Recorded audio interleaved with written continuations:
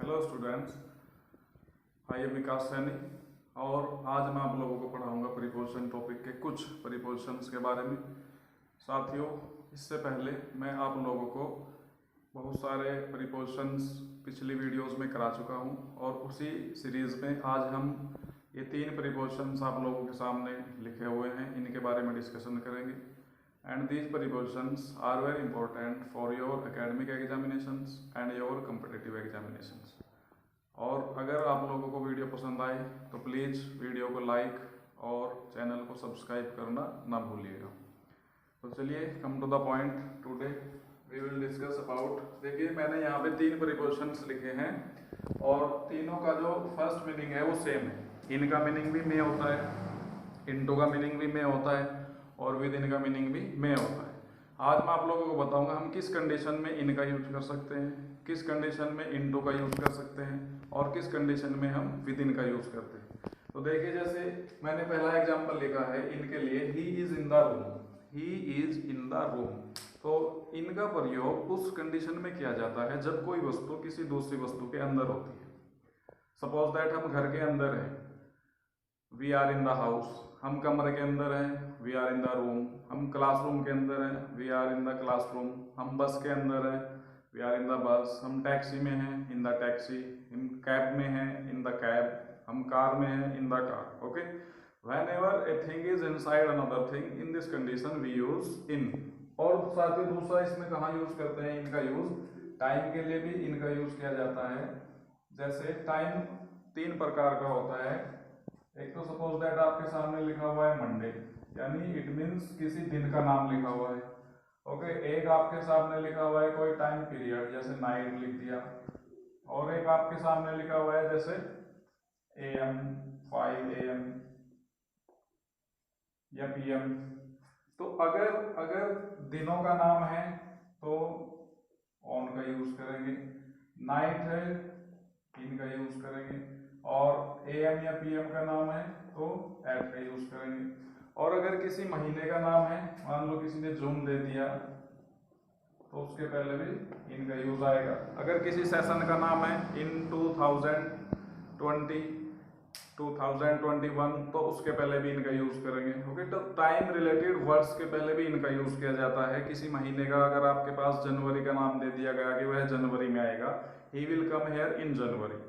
और अगर आपको किसी सेशन का नाम दे दिया जाता है तो वहां पे भी हम इनका यूज करेंगे इन 1925। ओके, तो इनका यूज अगर ये दिन के पहर है तो उसमें नाइट के पहले और मॉर्निंग के पहले इनका यूज होता है। अगर किसी महीने का नाम है उसके पहले इनका यूज होता है टाइम से रिलेटेड वर्ड्स के लिए। और फिर नेक्स्ट इसका जो थर्ड यूज होता है इनका, जो बिग प्लेसेस होते हैं, बिग प्लेसेस के पहले भी इनका यूज किया जाता है। इन और एट के बारे में आप लोगों को मैं बताऊं कि इन का यूज बिग प्लेसेस के पहले और एट का यूज स्मॉल प्लेसेस के पहले। आप में से बहुत सारे लोगों को यह जानकारी होगी कि यदि जैसे हम आई लिव इन इंडिया, अब इंडिया क्या है, बिग प्लेसेस है, बड़ा स्थान है, तो उसके पहले इनका यूज आएगा। बट यदि इंडिया के किसी शहर का नाम आ जाए कि भाई मैं भारत के दिल्ली में रहता हूँ, अगर छोटा प्लेस है उसके पहले एट, और अगर बड़ा प्लेस है उसके पहले इन। अब जैसे दिल्ली इंडिया के सामने छोटा प्लेस है तो I live eight Delhi in India.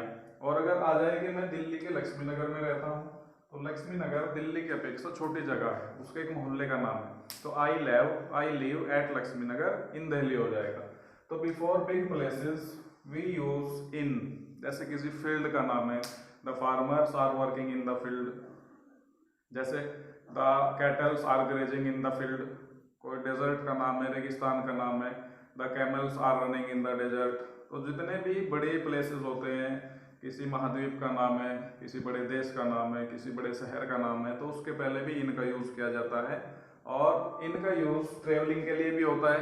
अगर आप बस के द्वारा ट्रेवलिंग कर रहे हैं, वहाँ पे बाई बस भी लिख सकते हैं, इन द बस भी लिख सकते हैं। तो इनका यूज देख लीजिएगा, एक तो जब कोई वस्तु किसी दूसरी वस्तु के पूर्ण रूप से अंदर है उसके लिए होता है। इनका यूज टाइम से रिलेटेड वर्ड्स के पहले भी किया जाता है। और इनका यूज जो बिग प्लेसेस होते हैं, बड़े स्थान होते हैं, बड़े नगरों के नाम होते हैं, बड़े महाद्वीपों के नाम होते हैं, उनके पहले भी इनका यूज किया जाता है। ओके, तो इनके इनके बाद हम फिर नेक्स्ट प्रीपोजिशन डिस्कस करेंगे इनटू। तो देखिए इन और इनटू में एक बहुत बड़ा कंफ्यूजन रहता है स्टूडेंट्स के माइंड में, because as I told you about on and upon and same condition is there in and into. जैसे ऑन और अपॉन के बीच में कंफ्यूजन होता है कि भाई बुक्स में लिखा होता है कि ऑन तो स्टेबल कंडीशन के लिए यूज होता है और अपॉन मोशन के लिए यूज होता है। ऐसे ही सेम इन और इनटू के बारे में लिया होता है कि जो मोशन में होगा तो इनटू का यूज करेंगे और स्टेबल होगा तो इन का यूज करेंगे। But I will tell you that in which condition we use in and in which condition we use into. तो देखिए इनटू का प्रयोग उस कंडीशन में करते हैं जब कोई मोशन में होती है वस्तु और दूसरी वस्तु के अंदर प्रवेश करती है। जब कोई गतिमान वस्तु, इट मीन्स जो एंटर कर रहा है, जो प्रवेश कर रहा है वह भी गतिमान होना चाहिए, तब हम इनटू का यूज करते हैं। जैसे सपोज दैट आप जो है किसी बस में चढ़ रहे हैं और बस चलने लगी है और आपसे कोई बोलता है कि भाई चलती हुई बस में मत चढ़े, तो इट मीन्स आप मोशन में हैं, आप गति में हैं और आप उसमें चढ़ने की कोशिश कर रहे हैं। तो ये इनटू का यूज यहाँ पे होगा कि डोंट क्लाइम इनटू मूविंग बस। जैसे आपने नदी में छलांग लगा दी, ही जंप्ड इनटू द रिवर। देखिए यहाँ पे कंडीशन समझिए, अगर सेंटेंस होगी वह नदी में नहा रहा है, if there is the sentence that he, वह नदी में नहा रहा है, तो उसमें क्या प्रीपोजिशन आएगा? In. He is bathing in the river. अब अगर सेंटेंस यहाँ पे मैं चेंज कर दूं और सेंटेंस बोल दिया जाए कि वह नदी में तैर रहा है, तो तब क्या प्रीपोजिशन आएगा? In. He is swimming in the river. But यदि सेंटेंस में चेंज कर दो कि वह नदी पे कूद रहा है, तो इट मीन्स अब आप क्या है, मोशन में हैं और मोशन में होते हुए किसी दूसरी वस्तु के अंदर आप प्रवेश कर रहे हैं, तो इस कंडीशन में क्या आएगा? Into. He is jumping into the river. अब देखिए जंप करना और नहाना और तैरना तीनों अलग अलग कंडीशंस हैं। जब आप नदी में नहा रहे हैं, इट मीन्स आप नदी के अंदर पहले से ही हैं, आप धीरे धीरे जाएंगे और तब आप उसमें नहाएंगे। यदि आप नदी में तैर रहे हैं तो इस स्थिति में भी आप नदी में पहले से ही हैं, तब आप तैरना शुरू करेंगे। बट यदि जंप की पोजीशन है तो you can understand that jump का मतलब है कि आप गतिमान हैं, आप मोशन में हैं और तब आप जाकर दूसरी वस्तु के अंदर, दूसरी चीज के अंदर एंटर कर रहे हैं, तो इस कंडीशन में हम इनटू का यूज करते हैं। देखिए जैसे सेंटेंस है कि मैं बस में यात्रा कर रहा हूं, मैं बस में यात्रा कर रहा हूं, तो इसमें क्या प्रीपोजिशन आएगा? In. I am travelling in the bus. But चूंकि बस चल रही है, आप उसके अंदर पहले से ही हैं, आप मोशन में नहीं है, बस मोशन में है। बट यदि आप बस में, चलती हुई बस में चढ़ने की कोशिश कर रहे हैं, आप बस में चढ़ने की कोशिश कर रहे हैं, तब क्या आ जाएगा? इन द बस, इनटू द बस। ओके, तो अगर आप पहले से ही हैं तो इन, और अगर आप तब मोशन में हैं, गतिमान हैं और तब दूसरी वस्तु के अंदर एंटर कर रहे हैं, तब आएगा इनटू। आप सपोज दैट आप रूम में एंटर कर रहे हैं, आप कमरा है, कमरे में आप एंटर कर रहे हैं कि भाई मैं कमरे में जा रहा हूँ या कमरे में प्रवेश कर रहा हूँ, तब क्या आता है? इनटू। हालांकि there are two verbs in this related to this chapter that after that we can not use into. जैसे एक तो एंटर, आपका ये मोस्ट इंपॉर्टेंट पॉइंट है, आप नोट कर लीजिएगा। एक तो होता है एंटर और एक होता है थ्रो, फेंकना। ये दो ऐसी क्रियाएं हैं जिनके बाद इनटू का प्रयोग नहीं होगा। अगर इनके बाद, इन दोनों वर्ब्स के बाद, एंटर एंड थ्रो के बाद आपको इनटू दिख जाए तो 100% सेंटेंस में एरर है और आपको एक नंबर फ्री में मिल जाएगा if you learn this rule by heart. अगर आप इस रूल को याद रखते हैं, there are two verbs in English grammar after which we can't use into, it is a bonus marks for you if you learn it by heart. यदि आप इसको याद रखते हैं तो आप लोगों के लिए ये प्लस पॉइंट है और ये आपको बिल्कुल 1 नंबर या 2 नंबर जितने का भी आपका क्वेश्चन होगा बिल्कुल मिलेगा आपको। ठीक है, तो जब आप एंटर करते हैं, आप मोशन में हैं, इनटू रूम आएगा। बट यदि आप बोलते हैं कि मैं कमरे में टहल रहा हूँ, मैं कमरे में घूम रहा हूँ, मैं कमरे में चल रहा हूँ, तो चूंकि आप कमरे के अंदर पहले से ही, इसलिए उसमें इन का यूज होगा ना कि इनटू का। यदि आपके माइंड में ये है कि मोशन में है तो इनटू लगाएंगे, तो you are wrong, because you are inside before the room, आप पहले से ही कमरे के अंदर हैं, तो उसमें इन का यूज होगा। I am walking in the room, I am playing in the room, okay, तो ये आप देख लीजिएगा, इन और इनटू का डिफरेंस मैंने आप लोगों को अच्छी तरीके से समझाने की कोशिश की है कि जब कोई गतिमान वस्तु, इट मीन्स वो वस्तु खुद भी गति में होगी और दूसरी वस्तु के अंदर एंटर करेगी, तब इनटू का यूज होगा, अदरवाइज इन का यूज होगा, बिकॉज वो चीजें उसके अंदर पहले से ही हैं। आप बस के अंदर पहले से ही हैं, आप नदी के अंदर पहले से ही हैं, यदि आप नहा रहे हैं, तैर रहे हैं, आप कमरे के अंदर पहले से ही है, यदि आप चल रहे हैं, दौड़ रहे हैं, घूम रहे हैं। But if you are entering in motion and another thing, in this condition we use into before these things. Okay, चलिए come to the next point। इसके बाद मैं आप लोगों को बताता हूँ, ये तो हो चुका कि अगर आप जंप करते हैं, एंटर करते हैं या गतिमान है और दूसरी वस्तु के अंदर प्रवेश कर रहे हैं तो इनटू का यूज होगा। दूसरा इनटू का यूज कहाँ होता है, मीडियम चेंज के लिए भी इनटू का यूज करते हैं हम, मीडियम चेंज। मीडियम चेंज का मतलब होता है माध्यम बदलना। जैसे ये सेंटेंस मैंने आप लोगों के सामने लिखा है, translate into English from Hindi, के आप जो है हिंदी से इंग्लिश में बदले, तो ये क्या हो जाता है, ट्रांसलेट मीडियम चेंज हो जाता है। हिंदी से इंग्लिश में बदले, इंग्लिश से हिंदी में बदले, इंग्लिश से संस्कृत में बदले, फारसी से अरबी में बदले, लैटिन से इंग्लिश में बदले, तो it is the change of medium and we use into to change the medium of languages. Okay, तो मीडियम चेंज के लिए हम इसका यूज करते हैं इनटू का। फिर जैसे एक एग्जांपल मैंने आप लोगों के सामने लिखा हुआ है, the water change into ice, तो ये होता है condition change.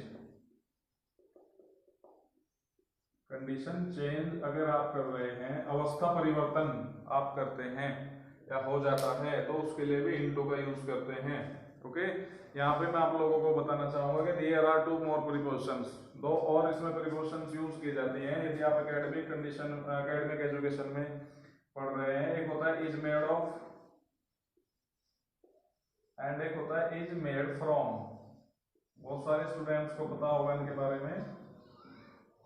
Okay, is made of physical change के लिए होता है and is made from chemical change के लिए होता है। और जो साइंस साइड के स्टूडेंट्स हैं वो समझ चुके होंगे physical, what is physical change and what is chemical change. देखिए, फिजिकल चेंज के बारे में बताया जाता है कि जब किसी पदार्थ से कोई वस्तु बनाई जाए, जब किसी पदार्थ से कोई वस्तु बनाई जाए और उस वस्तु में वह पदार्थ दिखाई दे जिससे वह बनी है, तो उसके लिए हम इज मेड ऑफ का प्रयोग करते हैं और इसे हम बोलते हैं फिजिकल चेंज, भौतिक परिवर्तन।